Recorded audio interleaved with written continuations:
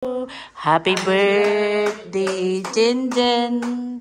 Happy birthday, Jinjin. 40 slice of her life. Ganon.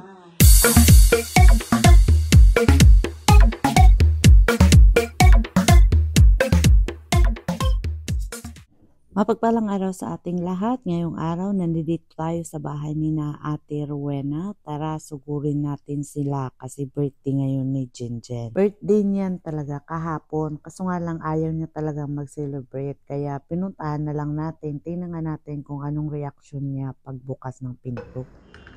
Happy birthday to you. Happy birthday, madam! Happy birthday, Hindi na Kasi mangot. masama ang araw. Oo, kasi mangot. Huwag ka na kasi mangot. Ayaw mo ako nandito. Ha? Parang wala ka dito. Dito eh. Sus ka Pagpasok mo dito sa bahay ni na ate, as in talaga na yung Christmas vibe pa.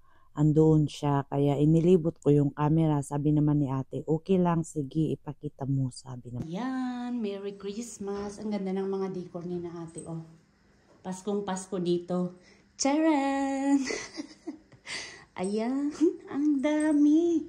O, asan na si mother? Ayan si mama. Ayan, nakadecor lahat sila ng, wow, look at this. Merry Christmas. Ganda ng Christmas tree nila. Sa kusina, pati upuan nila, may ano na, Santa Claus outfit. Sana all. Pinaghandaan si madam ng sweets. Ay, ang sweet ng mga handa, oh. Parang ako lang, sweet. Ayan. Hi! Ayan si Ate Milip, dumating ang aming madam. At ang laki-laki ng ano, oh. Ng regalo yata, oh. Sabi ng ano mo. Nasakit ka yung mga katawan ko. Oh, yellow at yellow green sila. Sana all. How are you? Hi. It's so cold outside. Wala. Yung mga handa ni madam para sa kanyang ika-4 na pong birthday. So the cake. Yeah. It's for the Ano? For the cake. For decade? Decade na? For the cake. 40K. At ayan, ang cake. Ay, pungga. Umaapaw ang pula. Happy birthday, Jeneline. Bakit Jeneline? Jeneline naman yan. Jeneline. Akala ko Jeneline na gaya ko. Happy birthday, Jinjen. Happy birthday, Jinjen. Happy birthday, happy birthday, happy birthday to you. Wayagami, sana wayagami, sana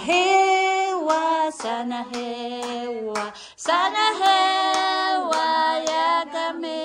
Make a wish, make a wish, make a wish, madam.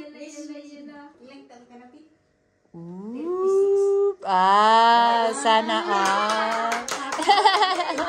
Happy birthday! The 40 slice of her life. Ganon.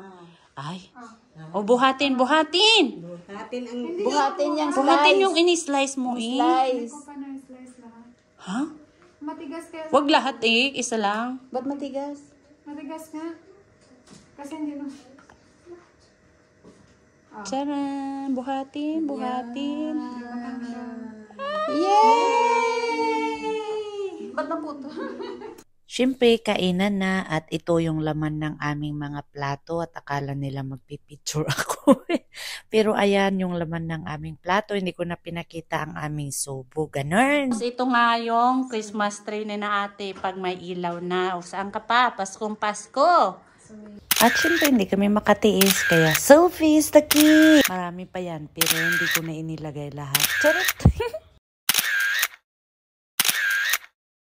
At yun na nga, natapos na ang kainan, natapos na ang kwentuhan, kaya nag-book na si madam ng aming taxi. Yun nga lang, parang naligaw yata yung sasakyan niya namin. Di pa ako nakakauwi niyan, kaso bumaba na ako sa may sasakyan kasi gusto pa niya akong iikot doon sa malayo. Kaya sabi ko, lakarin ko na lang hanggang sa bahay. Yun lang naman ang ating istorya ngayong araw at salamat ulit sa panunood sa aking mga videos at hanggang sa muli. Salamat! Bye!